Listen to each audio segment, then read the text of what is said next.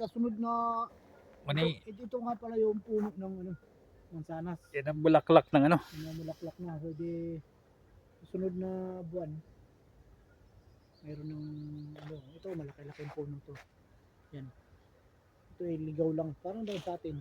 Para sa Pilipinas, bayabas. Ano? Ito guys. Ito yung puno ng mansanas. Yan. Ano? Namumulaklak na siya. O diba?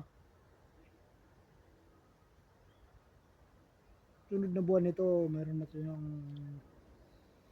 bunga. Napakarami. Ito ay ligaw lang. Dito lang sa may ano. Yung pa yung isa. Yan. Yung puno na yun.